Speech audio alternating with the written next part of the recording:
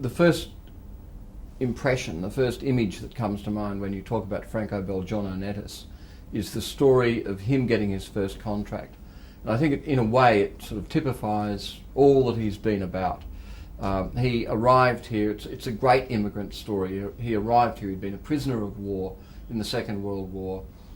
He'd been an engineer in the army, arrived here, was looking for a contract and was starting from scratch. I mean, had virtually nothing except his qualifications and his enthusiasm and drive.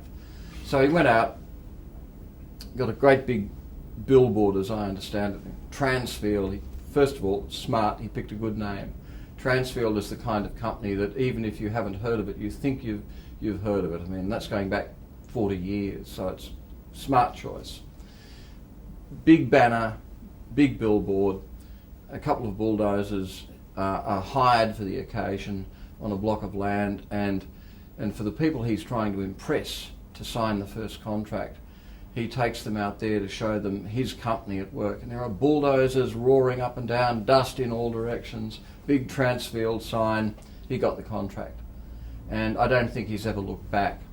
And whether you're talking about him as a civil engineer, a giant of construction, of some of the really mammoth projects, or whether you're talking about him in arts terms, the father of the Biennale, the Transfield Art Prize, or whether you're talking about him as a human being, a family man, you get these same characteristics running through. Everything's done with great charisma, with great flair, great panache, confidence, and I mean, he's very much the emperor.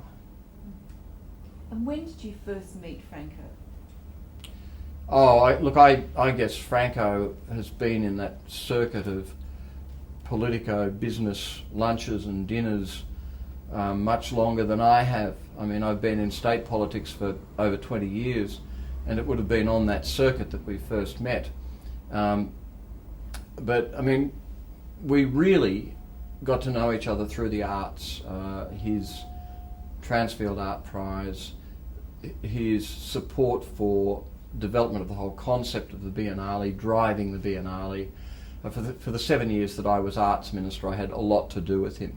And if I had to pick one project rather than those I've already mentioned, I guess the project I would pick, which is again a typical Belgiano Nettis story, it's the gunnery down at Woolloomooloo, and there we had the federal government, we had the state government, we had local government, we had Transfield involved, lots of departments, and out of that we got a centre for the visual arts in a great location, and one which has long legs well into the future, and of course it's the headquarters for the Biennale. There was something in it for him, I mean for the Biennale, and the Biennale was his baby, so he wanted a home for the Biennale.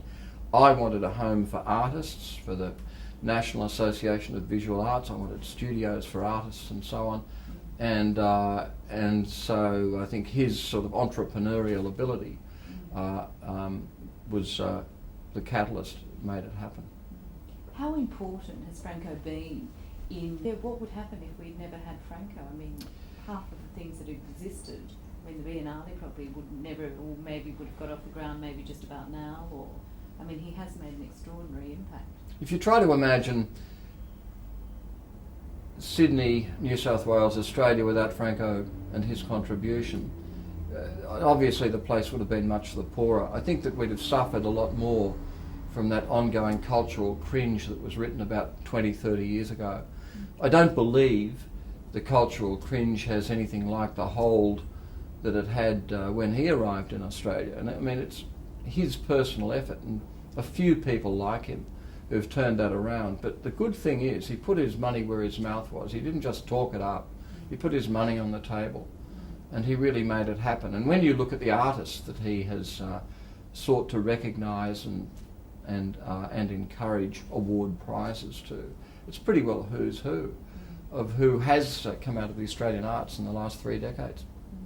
And obviously his business, I'm sure, has benefited from his involvement with the arts, and vice versa. And you know, how are there any other? I mean, there's no other people that really do it like he does it. He's a real original, isn't he? He's the great entrepreneur of the business arts relationship in Australia, and of course business profits out of the arts and vice versa. But he was always smart enough to realise that, and to build it in as a business success factor. So that patronage, and I suppose this goes back to his Italian ancestry.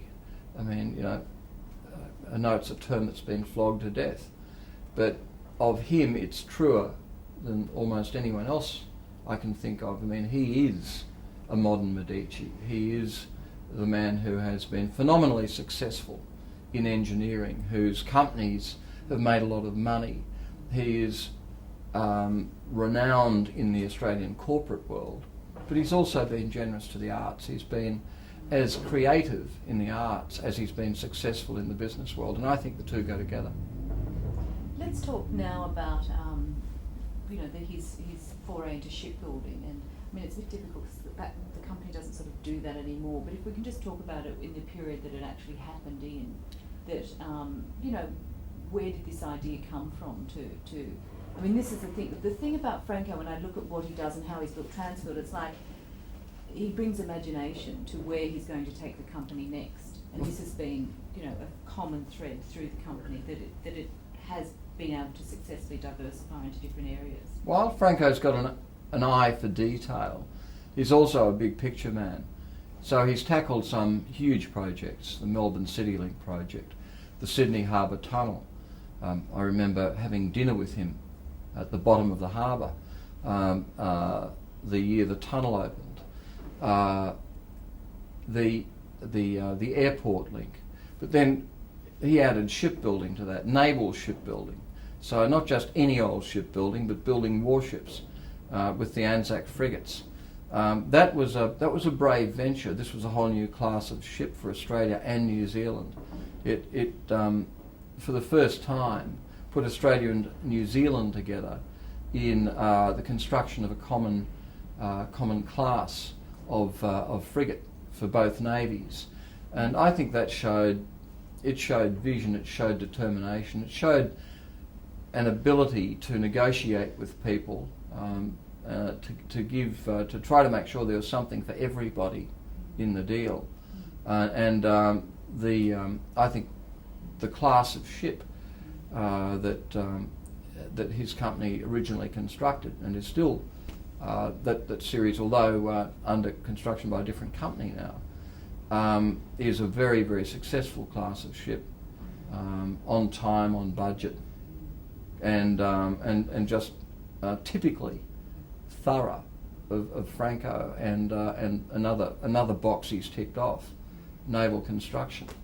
I think he has been an extraordinary builder. He has set out to transform the landscape in a way that few get a chance to do.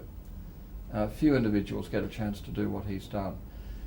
But he's made the opportunity. He has been ambitious, determined, and highly successful.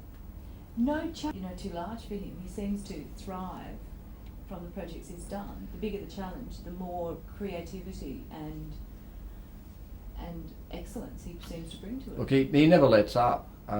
He's obviously never going to stop. He'll just keep churning out the ideas and pursuing initiatives. I think he's unstoppable, and he has a sort of infectious enthusiasm for the people he works with and deals with. He does inspire confidence, and I think a great sense of loyalty for those who've worked with him on these projects. And you know, there's just you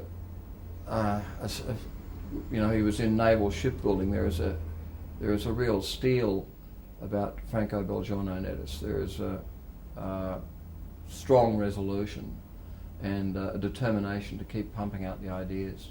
How has his style of business and style of leadership impacted on the rest of Business Australia, on business practice in Australia?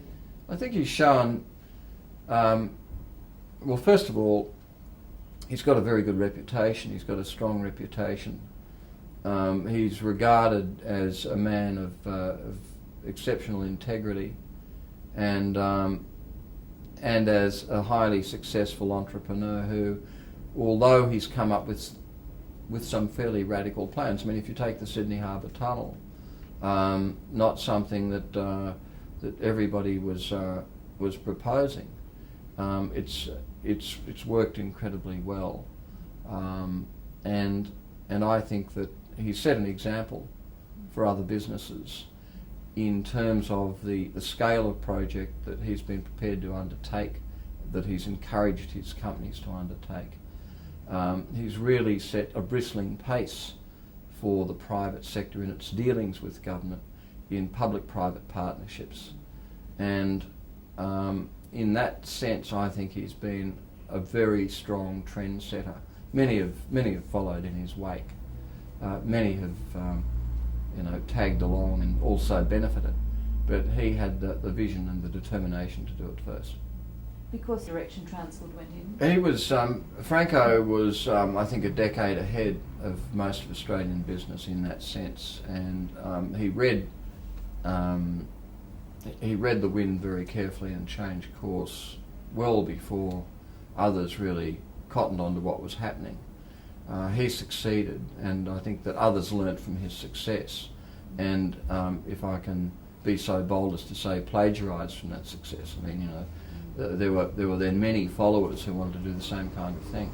But I think it was the scale of the projects, the dramatic and controversial impact of the projects that he was prepared to undertake, whether you're talking harbour tunnels or warships, that really excited the imagination, and that made sure that Transfield was recognised as a force to be not to be taken lightly, to be taken very seriously indeed, in whatever Transfield undertook. He's a very warm individual. He's a very charismatic individual who, you can't be indifferent to Franco.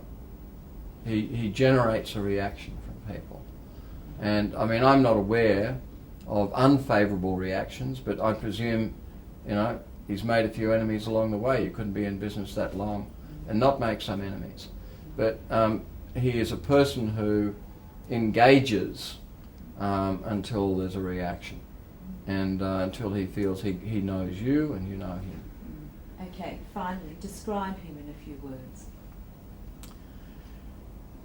He is to civil engineering, to engineering what, and I mean this in terms of longevity, what Whitlam is in Australian politics. I guess Franco's time on the job was a lot longer than Gough Whitlam's, but I think that he is recognised as a great Australian who has contributed over decades, virtually since he stepped ashore, and who continues to contribute.